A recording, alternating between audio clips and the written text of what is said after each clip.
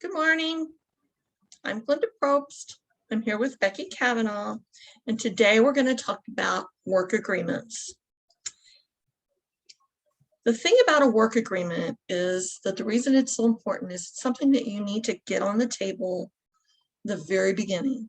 Put all the questions on the table, all the issues on the table, and define things so that you're both on the same page, okay? And then you open the lines of communication before you start the job. And you have, hopefully you have a work agreement signed before you start the job. This will eliminate problems that will happen after the job begins. I like to think about the work agreement as a trust document between you and your employers that says, this is what I'm going to do, and this is what you're going to do.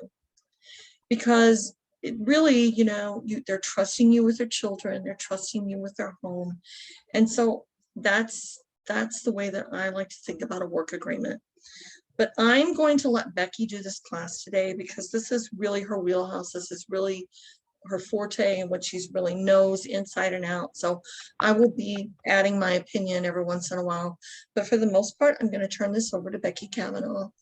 And if you haven't ever met Becky, do you want to do a quick introduction, Becky, right before you start? Sure. Okay. So I am Becky Kavanaugh. Yay!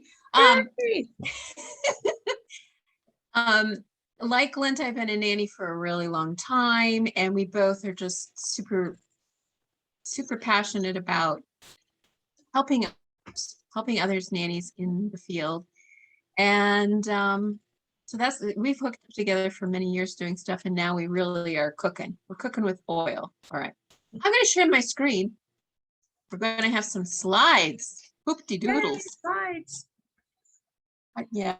Ooh, it doesn't help the slide.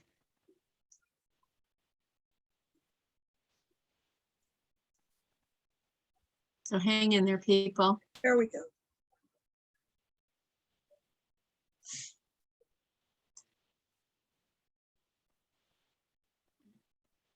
Trying to tell it to do something, so. Anyway, aha, there we go.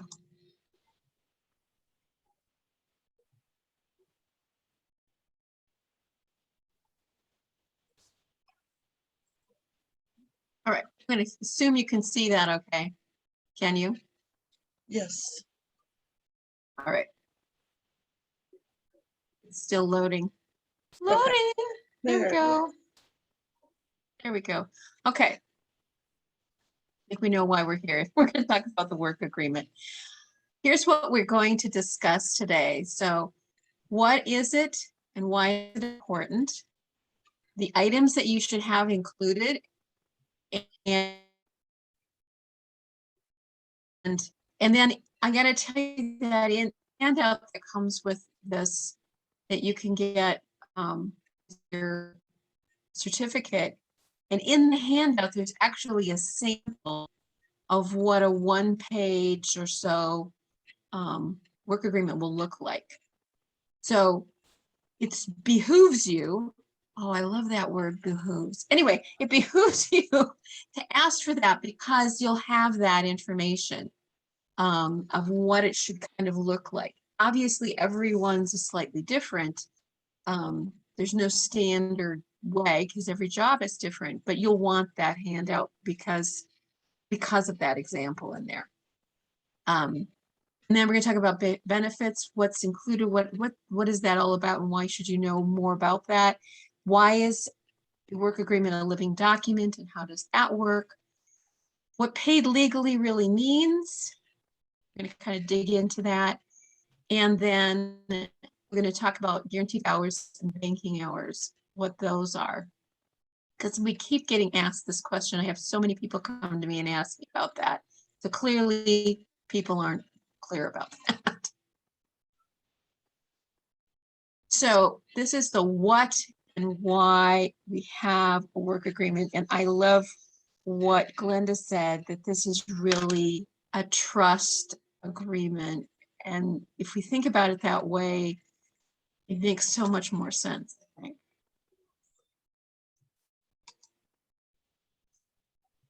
So I think we had a couple of people ask about, well, what's a contract? Why don't we call it a contract? And why are we calling it a work agreement? Are they this? People use those terms interchangeably. And a contract can sort of this imposing thing, and families sometimes are a little scared about that. Nannies get a little scared about what everything means. And they may even have a contract in the family does. Maybe they've signed contracts to buy a house, to lease, all that kind of thing. There are so many little pieces to a contract that make it very rigid. And really, you want something that's a work agreement, which is really what it is, not rigid.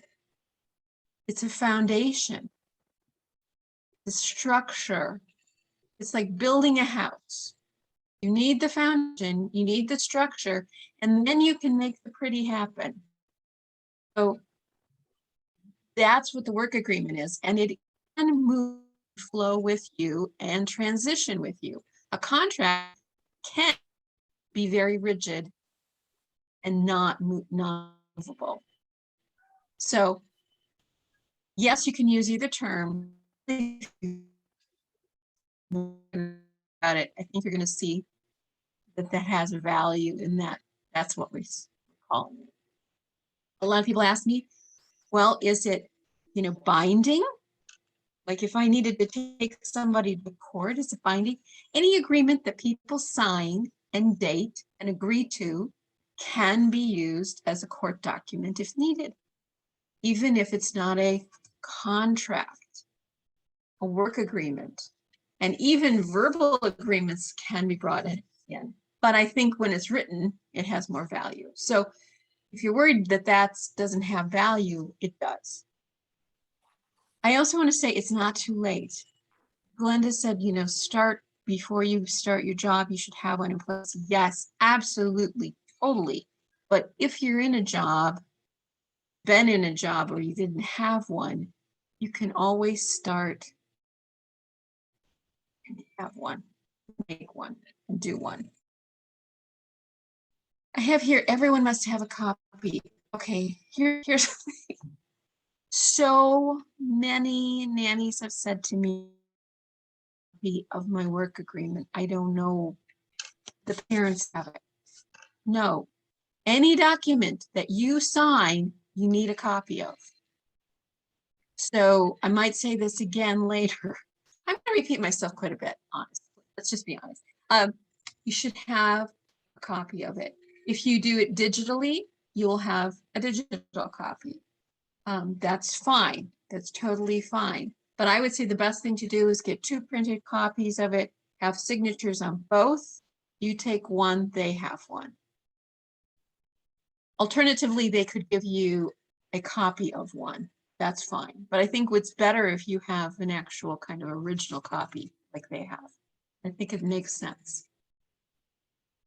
Okay, and as I said, it's really the whole thing about a work agreement is that structure, the guidelines, how are you going to go forward?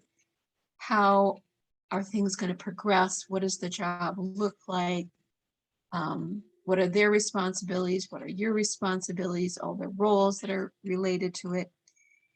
It's a benefit to everyone to have it there. It just makes you feel more secure when you have everything written down. So neither of you are going, I wonder if we talked about that. I wonder what we said about that. We've all seen the posts, not necessarily in our groups, but in other groups of, I don't know what we decided. What do you think? Would I get the Friday after Thanksgiving off? I mean, I always do, so I think they will let me. Did you talk about it? Did you write it down?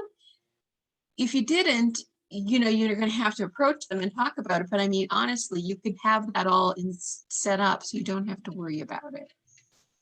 And again, this idea of a living document, meaning that it moves and transitions with you. The job on day one is different than the job 1 year down the road. And so on and so on. Children are not static. They are constantly in a state of transitioning. And we are constantly in a state of transitioning with them. And the family is constantly in a state of transitioning. Thus, this job and the work agreement with it needs to be in transition. And that's why we call it a living document. Because it's constantly in a state of change. So we'll talk a little bit more about that as we move on. So what do we include in it? Here's where we're going to dig down deep. These are things that I personally think be there. You may find that some of these things are not things that you would include. That's okay. There are things you might want to include that I didn't say anything about. That's also okay. But these are things I think are really important to have. And why? So let's talk about the document. Who is the document about? The document is about the nanny, named, whatever, and the family. And who are they? So those are the who. And also you can have a section there where these are the children and these are their birth dates. And this is what it's about. Who are these people? Simple. The date, meaning the date that this document, this work agreement starts. So not necessarily the date you sign it. The date that this actually began. So it's your first day of work. Here's where I think people say, oh, we started working with them and we're going to sign the agreement later. I really, really urge you not to have that happen if you can help it. I mean, much better to sign it 2 or 3 days or even a couple of weeks ahead of when you start. So everything's in place. Because things can get kind of, that week can turn into 2 weeks, can turn into a month. So it's much better to do it ahead if you can. Location really means where the work will take place. Typically, family's home, and then they write where it is. Do you have to write that in there? No, but I think it's good to clarify, because sometimes families will say, oh, and half of the time I want you to come to work with me, and there's a space, and that's where I'm going to have you be with the kids for a little while. Okay, that's kind of unusual, but it could happen. Let's write that down. So you want to know where it is. Now we get to the hours. All right. In the hours, here's where it's hours of work. So it could be the schedule. But if you have how many hours in a week, or how many hours in a pay period, and then maybe an example of the schedule. Get some detail in there about what is expected for you for hours and the pay period and where does that go to and how do you have overtime hours. So get all that lined up so that makes sense for everybody. So you're not asking, I wonder if this is this pay period or my over. Here we go to compensation. Per hour. We're all paid per hour. When is the pay period? Pay period meaning do I get paid every week? Is it bi-weekly, meaning every other week? Is it some other combination thereof? That should be listed. What the form of the payment will be in? Is it direct deposit? Is it going to check? Is it going to be some other kind of, those are the two things that people will do. There are all kinds of options there. So exactly how will it be paid and when? How are they going to manage overtime? How are they, mostly that's about tracking any overtime hours that you have. Glenda? Back up at compensation. Or you may be going to talk about this later on, but are you going to talk about why you get an hourly wage instead of a salary? Okay, Yeah. I want to be sure. Because I think Yep. that some people are confused about that. Yep. Because it used to kind of be a norm and then it changed. So. Yep. All right, thank you. Yep. So the overtime is important. Also, I should tell you that overtime can be different depending on which state you're in. If you live in a different country, I know your overtime laws there, but each state sometimes related things, and it may be different than the federal overtime. So you should know what your state guidelines are. If you're unsure, typically the Department of Labor for that state will be able to help you with knowing what that is.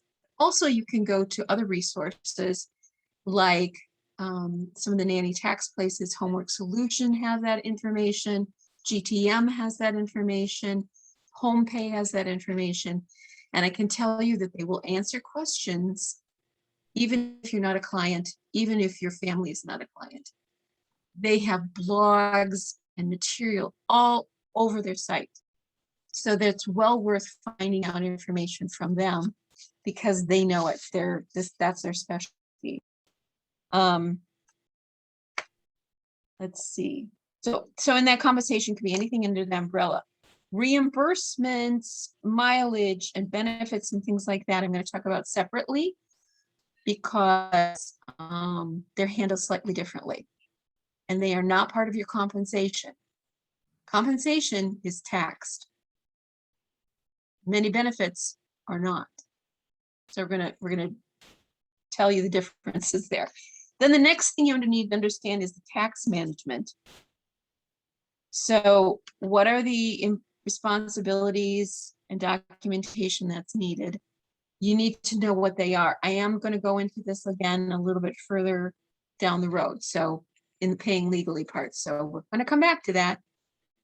But you need to have something talking about how the taxes are going to be managed. Benefits. I am going to go into detail about benefits later, but you need to know in that section, like vacation, sick days, any personal days, holidays included that are paid. You may have things about contribution to medical insurance or any other types of benefits. You need to have them listed out there. So there's no question. So you're not asking, is the Friday after Thanksgiving a holiday? Because it's listed there.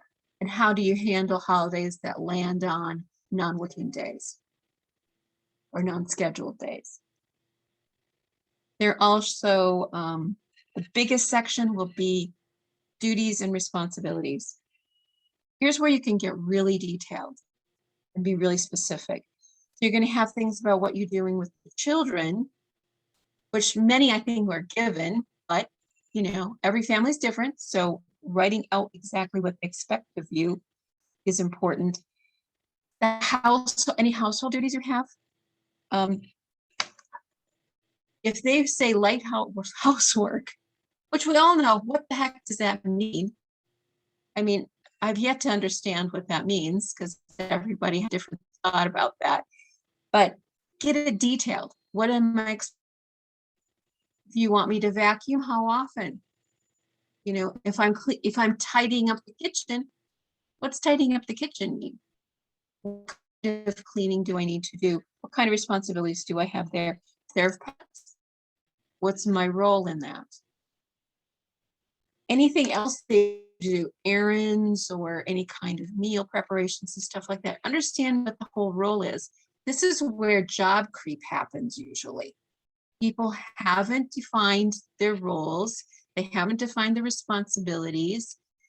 And all of a sudden, a whole bunch of things are added on because they said yes, but they didn't really expect that that's what was going to happen. So finding it now, and because again, we talk about it being a living document, when things were going to change with those things.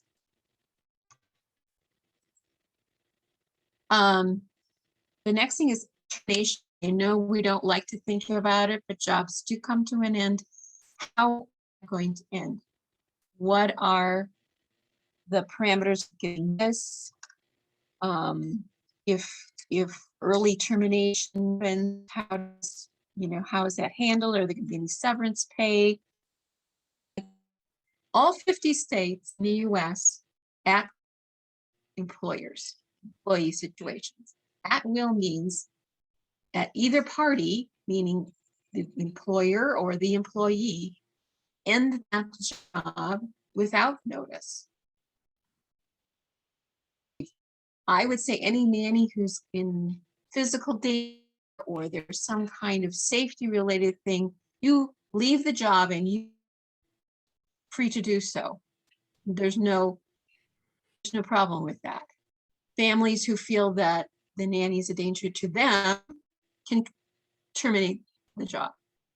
So we're all at will, but it's good to have a policy because you want to be able to give notice when you're ready to leave, plenty of time for them to find someone else or to make other arrangements, and for you to find something else and make other arrangements. So having it written down is excellent. And then I have a few addendums. These are add-ons or things that different families may need or you may need if they want a trial period, which is perfectly wonderful if they're happy to do that. Write something specifically about that trial. When does it start? When do we have a review? What are the criteria for the review? What's in that trial period? What are we going to talk about? If you have to travel with the family, there should be something definite about travel. How's that going to work? What are my responsibilities there? How will it be compensated there? What are the schedule going to be? I've traveled a lot with the family that I was with for over 20 years. And the first few times I didn't have a little travel agreement and we just went with the flow. But I learned that it's better to have something written down. So I really do know what's going on. So I don't feel like, what am I supposed to be doing? How can I be helping you? You don't feel like you're in the way when they want to be together, or you got everything clear. Everything went great. I didn't have any bad experiences, but it's good to know these things ahead of time. The other thing is a social media policy they may have, like what you can post or what can be posted to social media. That may be part of a non-disclosure agreement or confidentiality agreement. We know so much about our families that I can understand, want us to be sure that they are not exposed to anything from us. But it goes the other way. I don't want stuff about me either. So that you may have these other items and that they need or that they want or that you would need. You can bring that up. Let's add to that list.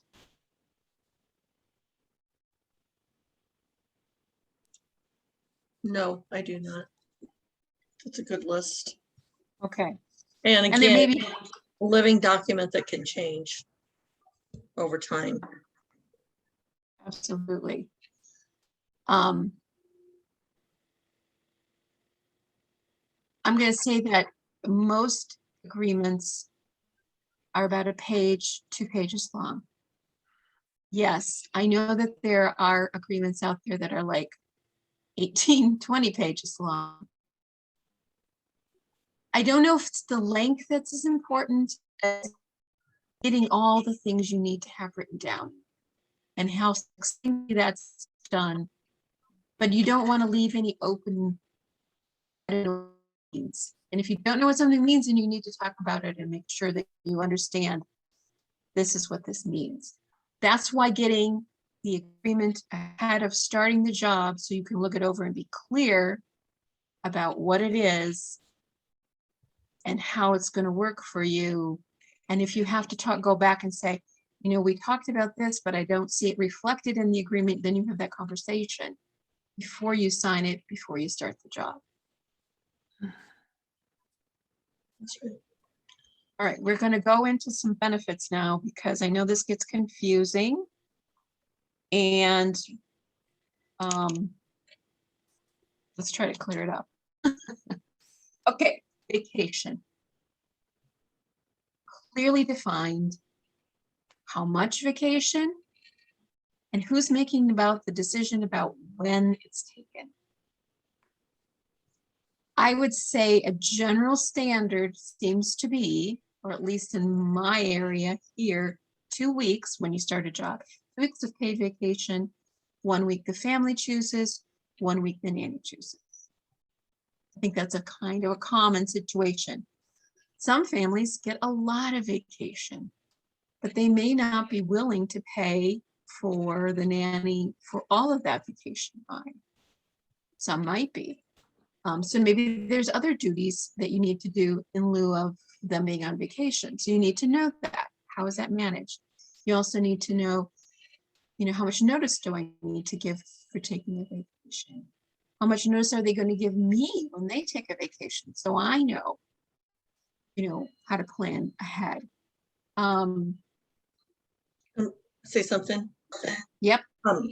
When you're talking about, them taking vacation and you still have to be on duty or you still have responsibilities, you also want to think about what the guidelines are for what they can ask you to do or what you need to do while they're on their vacation. Do they want you to come over and walk the dog? Do they want you to do pet sitting? Do they want you to water the plants? Whatever it is, you kind of have to think about that, because so many times it happens that a family goes away and they think, well, we're going to pay her, we're going to make her, and they've got you cleaning out, mopping floors and cleaning drawers. You just need to be kind of definitive about what you can be available to do during that time, so that you don't get in a situation where your family goes away for 2 weeks and you're supposed to clean the deck, power wash the deck.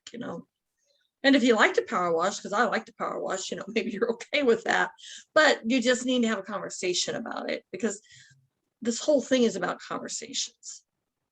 That's it. Yep. Absolutely. That's totally true. Absolutely. Going into holidays, what are the paid holidays that they're going to take? Typically, there's about 6 that are traditional, but maybe they have more, and maybe they're willing to pay for more holiday times. If you want to make sure that you have, again, I keep coming back to the Thanksgiving thing that keeps coming up because people have asked me that before. If that Friday after Thanksgiving is important to you, so that you have that whole weekend, you need to talk about it and put it in there. Are they going to pay for that or not pay for that? Do I just take that as a non-paid holiday? Or can I take that as a personal day? I mean, have the conversation, know what you want and have the conversation. So you get that in there. Personal days and sick days. You should have a number of what those are. Are they interchangeable? Sometimes people put them all together. There's usually a number that they say this is the amount that we will allow in that group. If you take more, we're not paying for those. Understood. If I'm taking a personal day, how much notice do I need to give them? Sometimes you can give them plenty of notice. Sometimes some things happen, you can't. How do we handle that? And it's also good to have a conversation there about what is their backup care going.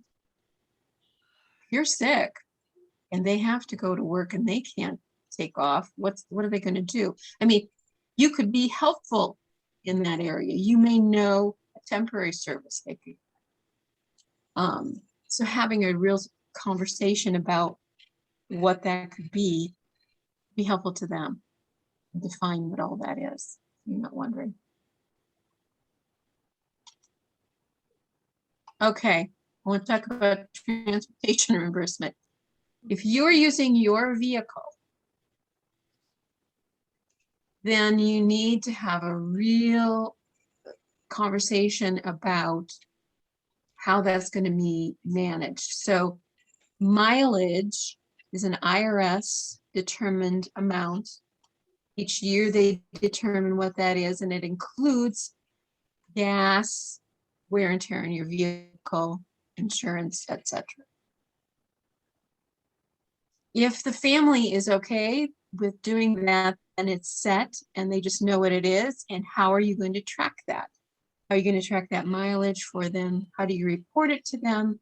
And then when they reimburse you for that, that should not be in your compensation. It should be not connected to the pay that you get.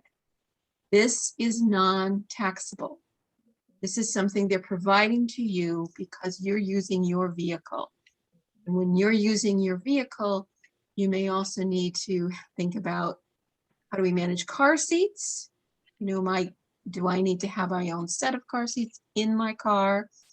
And you need to get more insurance on your car. You're going to need to know where you are. So you have to have a conversation about that. If they are providing a vehicle for you to use to transport the children, then who's managing the vehicle? How is the gas getting paid for? How is maintenance getting paid for? Who's responsible for keeping track of things? Have a full conversation about that so that there's no questions about it. Glenda's got something to say. Well, and the other part of that is that if you work for a family that says, now we're not going to do mileage, we're just going to give you $75 a month for car, you know, just a car allowance for $75 a month, or, you know, 100, whatever that number is, that is taxable income. And that's why you really want a family to do the mileage. Because when they do the mileage, it's not taxable. But when they just give you an allowance, that's income. So I just want to be sure that people knew that. Yeah, that is another really good point. Yeah, thank you. And also, if they're concerned about the amount, like, you know, oh gosh, this mileage is going to cost me an arm and a leg, then they can put parameters on how much they're willing to pay in the mileage area. And you have to have a talk about that. So if you're doing before and after school runs to, you know, to school and then to dance class, and they require that, then those are in there. But maybe you can't go take a run to the zoo as much as you would normally want to do, something like that, because we only going to handle this. So yeah, need to have that conversation and understand it, and don't assume anything. That's a huge piece of it. Don't assume you've got it unless you really have talked it through and you have it written down and understand it.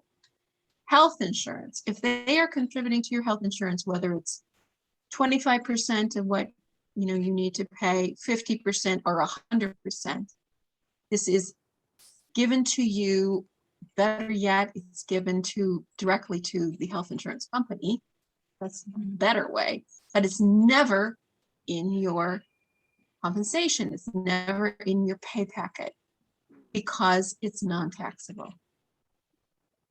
So be sure to understand what that is. And sometimes when you look at a job, you say, oh, they're not paying very much.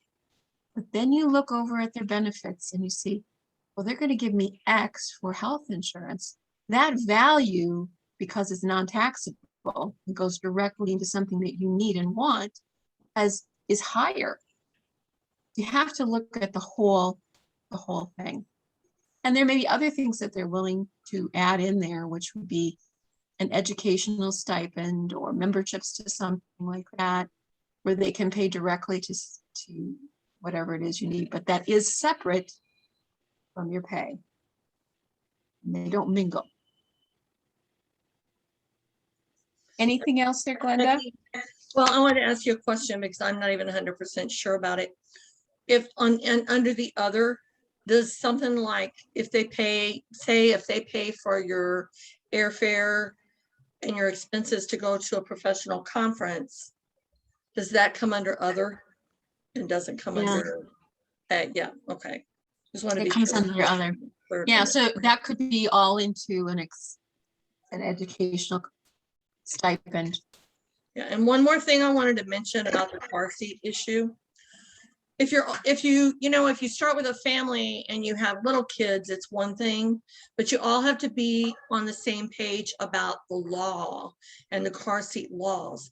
And the other thing that can happen, because it happened to me, that was a very big deal, was that as kids get older and they get to that weight and that age where they can be in the front seat of the car, sometimes parents want to start to fudge on that, or they want to take them out of their booster seat. So as you start to approach those ages, you need to have conversations about those things. Because I did a carpool for my employers, and they wanted me to let someone who wasn't of age or weight sit in the front seat with me. And I didn't want to do it. And I wanted a written release. Because, as a nanny, you have an accident, that's going to be your career. If you've got somebody else's kid in the front seat and they're not old enough to be there, that's going to be on you. It's not going to be on anybody else. So just be sure you have those conversations. That's it. Go ahead. Absolutely. That was great.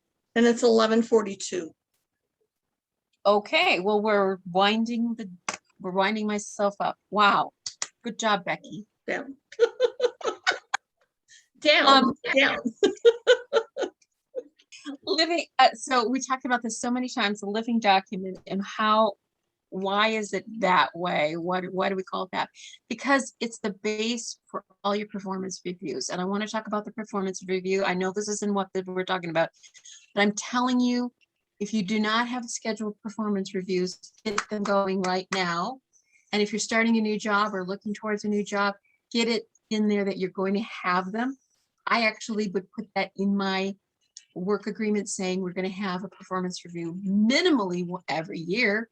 It'd be nice to do a few more than that, especially at the beginning, like a 3-month and a 6-month and then the year. That feels right in that first year, because you need to get a lot of feedback.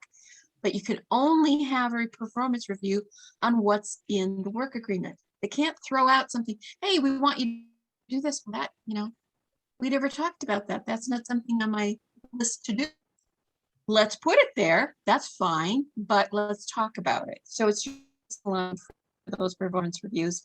And the value performance review, we mentioned this once before, is that if you don't end up getting a recommendation, or even if you at least have the copy of these performance reviews. Look, they really did appreciate what I did. It has value. So you want them, and you want to use agreement as the base.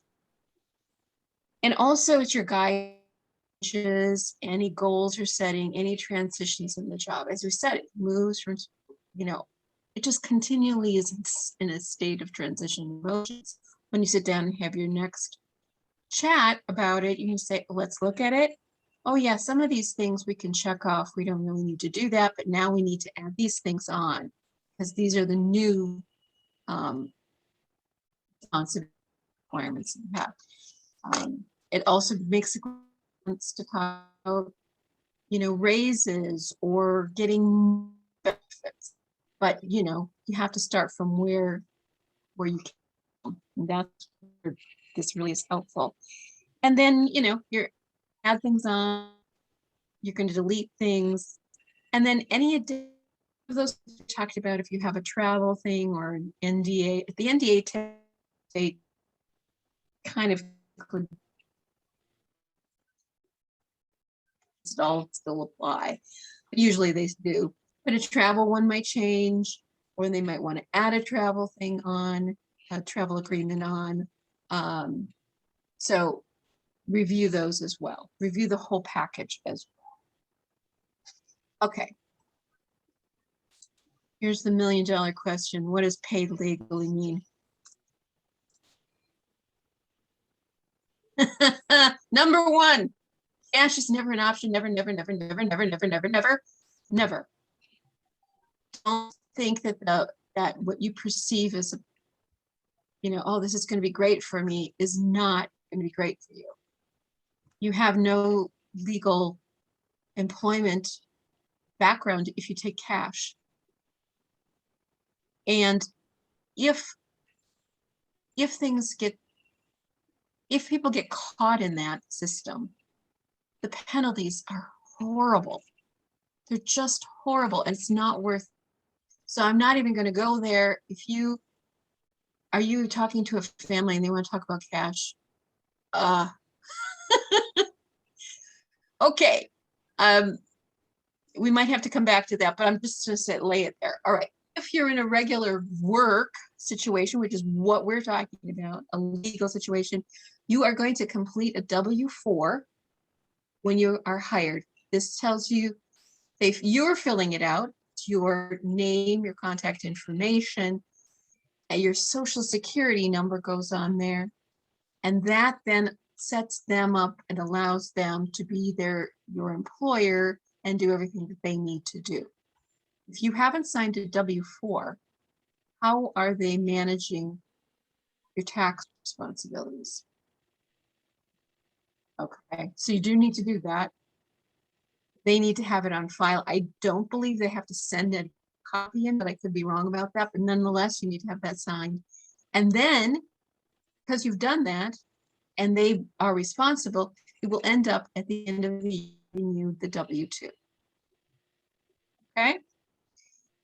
The employer's tax responsibilities, you need to understand them. They must withhold for your Medicare FICA half of so your amount is 1/2. They put in 1/2 of that, and they quarterly pay that. Okay, that's a given. Everybody has to do that. That's the deal. They may or may not have to take out your state and federal income tax. If they do not, you need to know that. So then you can put in some estimated tax. Most employers will do the withholding. If they use a nanny tax company, that will all be done for them. They don't have to worry about it. I recommend that.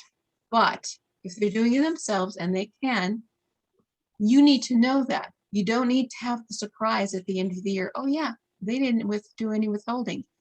And you will want to know that so that you can do quarterly estimated tax for yourself, because at the end of your year, you do not want to pay that bill. It's going to be painful. A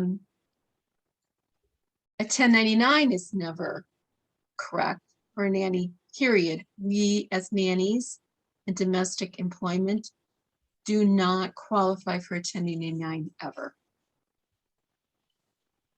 Period. I don't even need to go into that. If somebody has a question about that, free to ask, but I'm telling you, it's a no.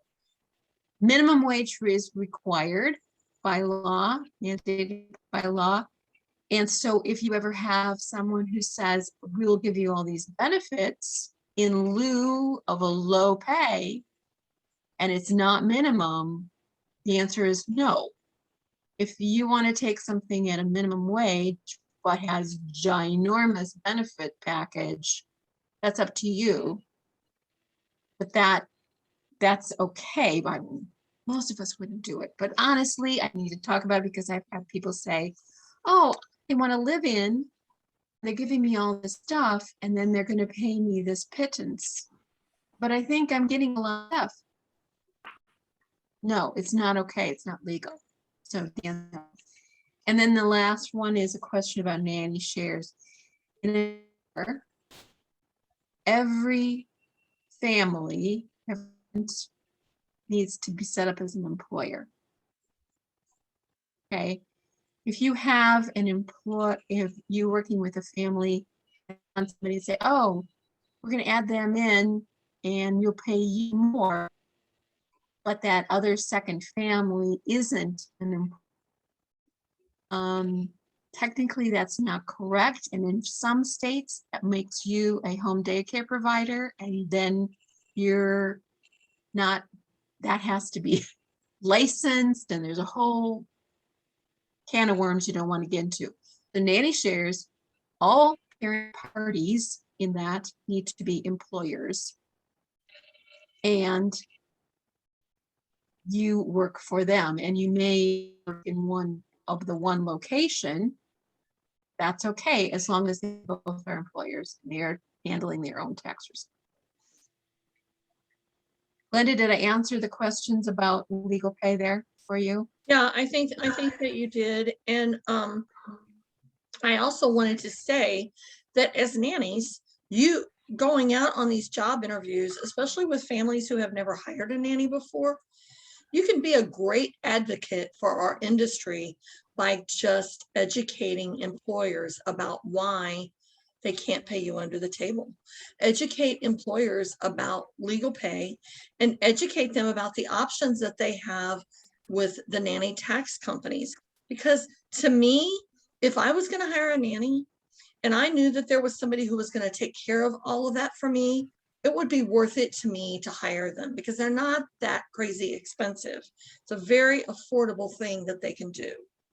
So I just wanted to mention that you guys can advocate for everybody by educating parents when you're interviewing. And then Becky, Serena had a question, and it was, is it okay if you're doing a trial, is it okay to take cash? No, because you're going to hit a threshold. There's a threshold for how much you can make before you have to claim it, and you're going to hit it. You're going to hit it really fast, and then all your taxes are going to be due by you, including your Social Security and FICA. You're going to pay it all. It'd be like getting a 1099. So honestly, no. They should hire you with the intention for a long-term situation, and then you set up a trial period, and they're going to pay you legally through that trial period.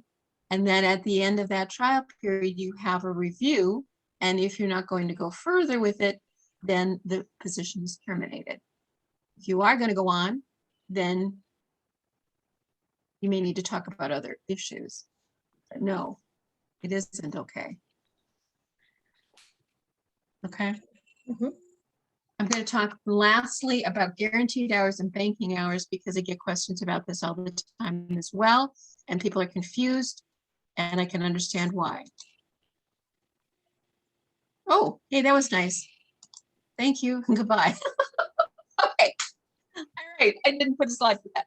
Okay. Here's the deal. Guaranteed hours are a way to provide a base week in and week out that families and nannies can count on what they're paying their nanny. And that's they have maybe a variable schedule where they do 40 hours every week, but they do 40 hours on average. So they're going to say, oh, our guarantee hours are 40 hours. Some it'll be 35, but we're going to still for the 40 hours because we also have some weeks. So it's just a nice way to set it up so everyone, okay, this is our base. And then if I work, pay the overtime. Okay, they have to pay the overtime limit, then they pay the overtime. But it just keeps every week after week, and there's no yin-yanging back. Okay, I like that. Everyone understands. There's no misunderstanding there. It's pretty clear. Okay, banking hours, I cannot tolerate this. Here's why. I don't know of a situation of a nanny who's used hours and doesn't feel like they're constantly over hours. They're frustrated, they get irritated, thought it would work, and the family gets frustrated and irritated because hours is we're paying you for the 40 hours, you work 35, so you owe us 5 hours. And now it goes into the bank. Blink.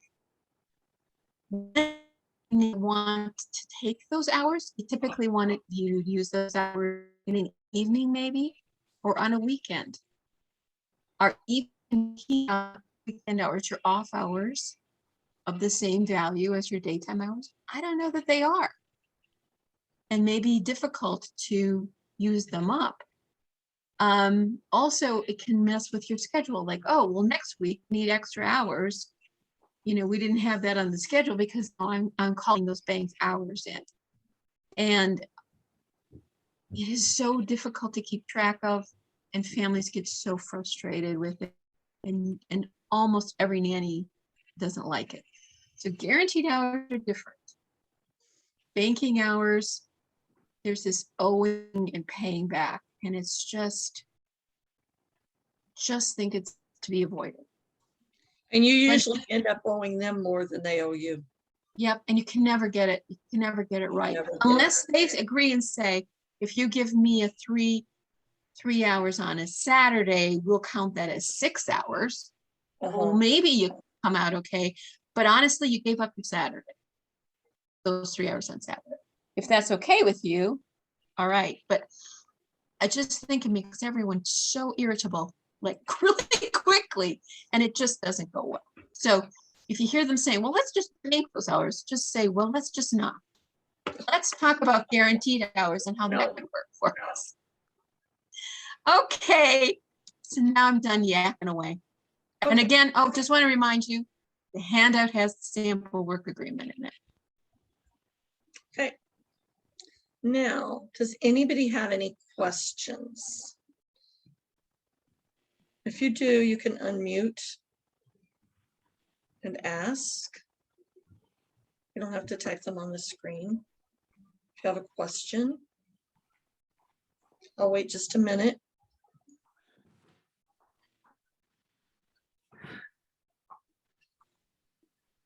Nobody has any questions?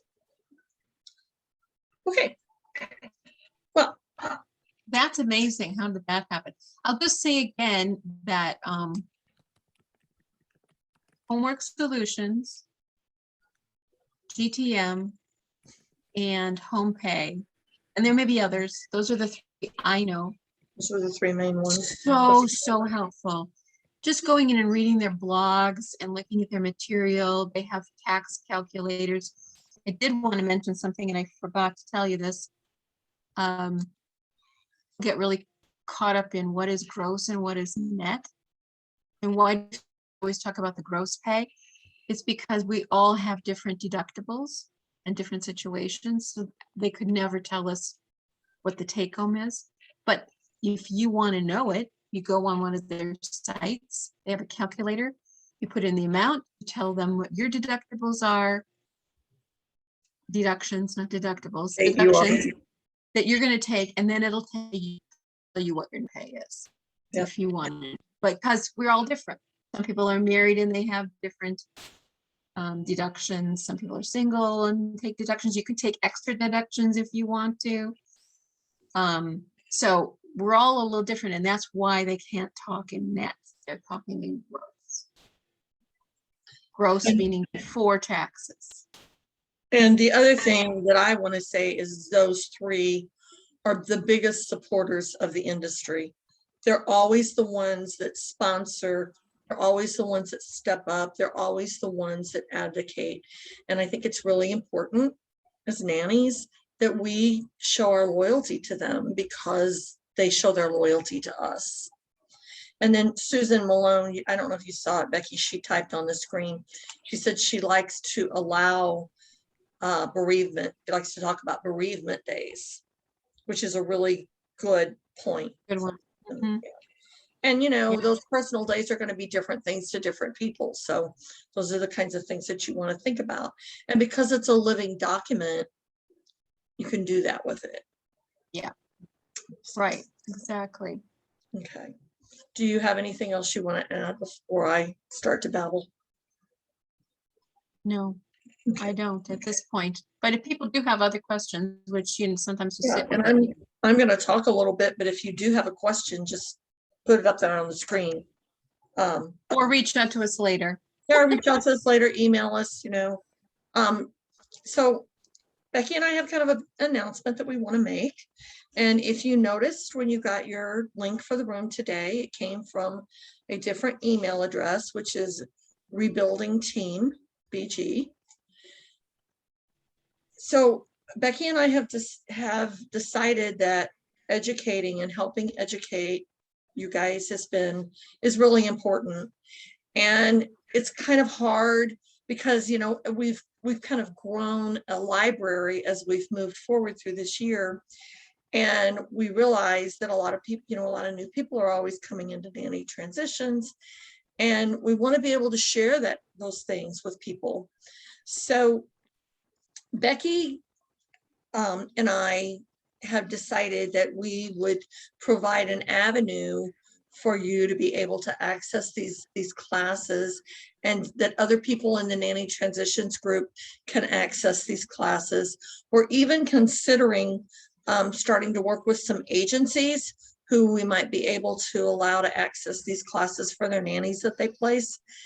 And the way that it's going to work, and Becky, if I say anything wrong, you just jump in because you're the tech gal. The way it's going to work is it's going to be called Rebuilding. What's the rest of it, Becky? Rebuilding. Restoring confidence in you and your nanny career. There you go. So that's what the videos will be about. And we will have a YouTube channel where right now, these 5 basic videos that we've done this year will be housed on that channel. So if you have missed previous videos in this year, you'll have the month of September to catch up on them. Those videos will be there on that YouTube channel, and you can go in and you can watch them at your convenience. And once you watch them, still working all the logistics out, but once you watch them, you can let us know you've watched them, and then you will get a certificate of participation and you will get a handout. And then we will constantly be adding videos to this collection, but that's not going to start until probably October or November.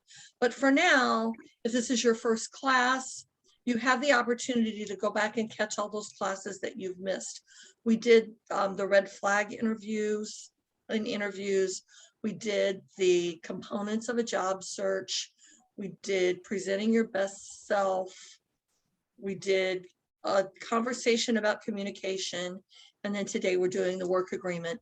So these are all really basic classes that are going to really be helpful to you as you go out and, you know, start your transition and find your new jobs, because we don't want to just support you through your transitions. We want to help you be able to go out and be mentally, emotionally ready to start with a new family. So that's what these workshops are going to be about. And we're going to be adding new ones as we go forward. Hope you're excited about that, because Becky and I are very excited about it. And as you know, we do not charge for these classes. This is our way of giving back to you. This is our way of helping the next generation of nannies to be able to go through the rough spots and hit bumps in the road and still be able to continue to keep going. So you're the first ones to know about this. Those of you who are taking this class are the first to know about this. And when we get everything uploaded, you will get an email and it will have the link to the YouTube channel in it. Right, Becky? Yep. It'll be a private YouTube channel and you'll have to have a password to access it. Okay. I don't think you have to have a password. You have to have the link. The link will be specific. Yeah. It'll be private. And yes, other people won't just land on there and find it, because we're keeping it private. Yeah. Because we are going to talk about a lot of detailed things and go into. It's not for everybody. We want to come in and have a commitment, and we're preparing, you know, handouts and go with it. So, you know, yeah. Things that are going to help you on your professional journey is what we want to do. So, and if you have ideas for things that you want us to discuss, please email us and let us know what you think they are, because we're starting to kind of build up, you know, what we're going to do going forward. So we want to hear from you. We want to know what you want to hear about. That'll be really very helpful to us. And in addition to that, if you want to write an endorsement about what the classes have meant to you or how they've helped you, you can also send that to the rebuilding team, BG. It just reply to the, you know, it's just the email that you got your email for the class today on. So yeah, we're excited about that because we're very excited. We've been working hard on it and trying to figure out all the logistics, and a lot more logistics than we kind of thought there was going to be in the beginning, but we're working on it. So we want to make that more accessible to all of you. Okay. Becky, anything else? Nothing. I think somebody said something about resume. I did want to say, some of you know that I have that. I want to throw it out. Just feedback. Not someone to write it or anything, but you just need some honest feedback. If you reach out to me, I will do that, but I don't charge for feedback. For things people need me to write it out loud and format it and everything like that.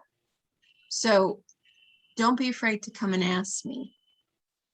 Can you just take a look at this and give me, usually it just takes 5 minutes for me to read through it and tell you 3 things you need to do to make it better. Freebie. Because sometimes that's all you need. You don't need somebody to do it for you. Right. Yeah. Thank you, Becky. Thank you for that. So I want to remind you that National Nanny Recognition Week is coming up the last week in September, and the Nanny Transitions page is going to be doing some fun giveaways this year. They're going to be different than the years before, but it's still going to be fun. We're going to be giving away a lot of really cool stuff. So be sure you like the page and, follow us during Nanny Transitions. If you want to donate something, we're open to that too. So, okay, I think that wraps it up for today. Becky, anything else? No, I'm good. Okay, thank you for taking your Saturday morning to come here and expand your professional horizons. It means a lot to have you here, and it will enhance your career, and it'll make it better for you. I know it will. Okay, all right. Mwah. Bye, guys. Find stuff.